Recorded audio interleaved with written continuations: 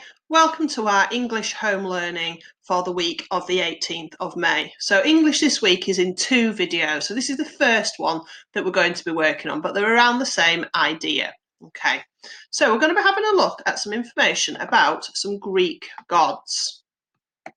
So over the next few slides, the next few parts of the video, I'll read you this information about some of the different Greek gods. You'll notice that some of the words I've highlighted in yellow because I think we might find some of these words are new to us or we're not quite sure what they mean. So as we go on to the next part of the video, I'll start to show you what some of these mean as well if you're not quite sure. So we've got on here three Greek gods, Zeus, Poseidon, and Ares. So let's see about Zeus. Zeus was the most powerful of all the gods. He was the god of the sky and the king of Olympus. His temper affected the weather, and he threw thunderbolts when he was unhappy. He was married to Hera. Zeus had the power to transform his shape. He was the ruler of all other gods and was seen as powerful, strong, and unpredictable. Zeus's father was worried his children would betray him, so he ate his children. Okay, let's have a look at those first few words that we noticed on there. So temper, that's a feeling of anger. Transform means that you can change. Unpredictable means you're unable to guess what's going to happen. And betray, go against what somebody has told you to do. Okay, so let's look back at Zeus.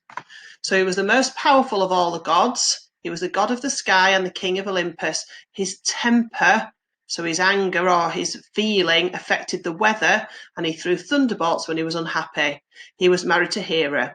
Zeus had the power to transform, to change his shape. He was the ruler of all other gods and was seen as powerful, strong, and unpredictable. He never quite knew what he was going to do next. Did you know Zeus's father was worried his children would betray him, go against what they'd been told to do, so he ate them? Okay. Let's have a look at Poseidon and Ares. So we've got three words in here that might be new to us. We've got voyage, coward, and a vulture. Let's have a look what they mean first. So a voyage is a journey by sea. Coward is a person afraid to do dangerous or hard things, tricky things. And a vulture is a large bird of prey which feeds on dead animals. Okay, so let's find out about Poseidon and Ares. Poseidon was the god of the sea. He was the most powerful god except for his brother Zeus. He lived in a beautiful palace under the sea and caused earthquakes when he was angry. Did you know sailors would pray to Poseidon before a voyage for calm seas and safe passage? So they would pray before a journey on water, journey by boat. Ares. Ares was the god of war. He was a cruel and a coward, so he was afraid of doing difficult things. His symbols include the vulture, that's that bird, remember, that eats dead animals. His symbols include the vulture and the dog, and he often carried a bloody spear covered in blood. Did you know Ares was the son of Zeus and Hera? His parents did not like him. So remember, we learned about Zeus. He was going to eat some of his children. Now, Ares is one of Zeus's children. No wonder he didn't like his dad. Okay, let's have a look at some other Greek gods. So remember some things from there. Okay, so we've got Aphrodite, Hermes, Hades, and Athena. So we've only got a couple of tricky words on here. First one you notice in Aphrodite is a chariot. So you might remember what a chariot is from when you were in year 3 with the Romans. Chariot is a two-wheeled vehicle drawn by horses. And a trickster, somebody who tricks other people. Okay, so Aphrodite. Aphrodite was the goddess of love and beauty and the protector of sailors. She may have been the daughter of Zeus, or she may have risen from a sea on a shell. Did you know Aphrodite had a chariot pulled by swans to glide her through the air? Hermes. Hermes was the messenger god, a trickster. So he tricked people. He was the speediest of all, and he wore winged shoes. Did you know Hermes invented boxing and gymnastics? Hades. Hades was the god of the underworld. Zeus and Poseidon were his brothers. He wore a helmet that could make him invisible. So he had great skills. Did you know Hades had a three-headed dog called Cerberus who guarded the underworld? Athena. Athena was the goddess of wisdom. Her symbol was an owl. Did you know Athena didn't have a mum? Instead, she was born fully out of Zeus's head wearing armour. So some really unusual things happening in these Greek myths. Okay, we've got four more gods to have a look at. A few tricky words though first. So we've got vengeful, mortal, sacred. Be careful with this one because it looks like scared, but it actually says sacred, bountiful, and companion. So let's have a look. Vengeful, wanting to harm someone who's harmed you. So wanting to get your revenge on somebody. Immortal, that's a human who's able to die. If you're immortal, you're unable to die. Sacred, special in a way which is connected to God. Bountiful, plentiful, a large amount of something. And a companion, a person whom you spend a lot of time travelling with. So let's have a look at these four. Hera. Hera was the queen of the gods and the wife of Zeus. She was the goddess of marriage, families, and birth, acting as the protector of married women. She was known to be vengeful, to get her revenge on people, and often became jealous of other goddesses, regularly turning her anger on mortals.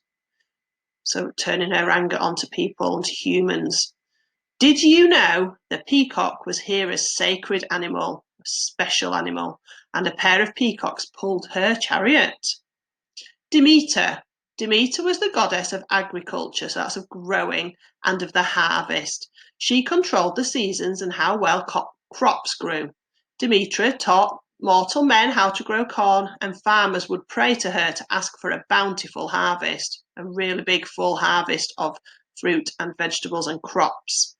Did you know it was believed that the Baroness of Winter was caused by Demeter's sadness over her daughter Persephone having to live in the underworld with Hades during these months? Apollo. Apollo was a god of many things, including the sun, music, poetry, art. He was the son of Zeus and had a twin sister, Artemis. Apollo played music for the other gods on his golden lyre. Apollo taught humans the art of medicine and is sometimes referred to as the healer. Did you know Apollo had the ability to heal people of disease, but just as often spread infection and disease to those who angered him by using arrows? And then we've got Artemis. Artemis was the goddess of the hunt, wild animals and young girls. She was the twin sister of Apollo and the daughter of Zeus. She would hunt using her bow and arrows and have a hunting dog as a companion, a friend to travel with. She is sometimes associated with the moon. Did you know Artemis would punish anyone who hurt animals sacred to her, including bears and stags? Now, if you want to read back over any of that information, just rewind the video, have a good look at the information about those gods. This is what we're going to do first, okay? So our first task is we're going to try and create some fact cards for ourselves for these gods. So think about all the key facts we've learned about the gods and what powers or what skills they have. And like I said, if you need to go back and rewind the video and have a good look at the key facts or the powers or the skills that they've had, how you can do that. But we're going to start off doing it with a mind map. Okay, so this is what a mind map will look like. So you'll choose your god there in the middle. If you want to draw them, you can draw them, or you can just write their name. So this one's Poseidon. And then for your god that you're going to choose, think about these four things. So what skills or powers does your god have? Make some little notes. What's the appearance? What does your god or goddess look like? Do they have anything with them to help them with their appearance? Do they have a symbol? Then some general facts, any other facts. And then the last one to think about is, what are they the god of? What are they the god of?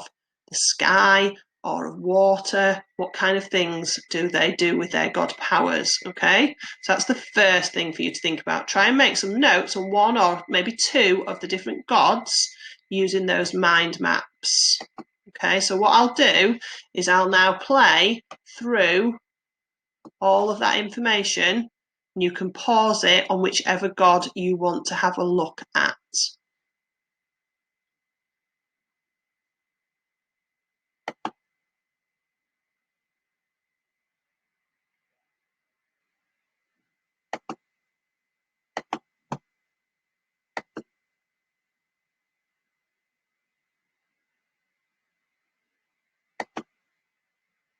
Okay, so when you've got your mind map and your notes about some of the gods, we're going to start to create a fact file for them. So this is our next job.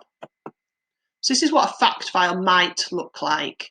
So you can put the name of the character at the top. You could use some fancy lettering if you wanted to. Put a picture of them. You can say what they're the god of. You can say what their appearance is. You can say their other facts. You could use the subheadings from the mind map to make your fact card. It's a little bit like a poster for your god. Or you might use this second idea here with some sentence starts. Poseidon was the god of, and you can decide what he is. He was something, then you might draw a picture in that box. He lived, when he was angry, he did whatever. And then you've got Aries, or you might choose a different one. You might do a did you know box on your fact file. You can lay your fact file out however you want to lay it out, using all that different information that you've got from your mind map. If you want to do more than one, rewind the video, have a look back at some of the other gods. You can keep having a good look.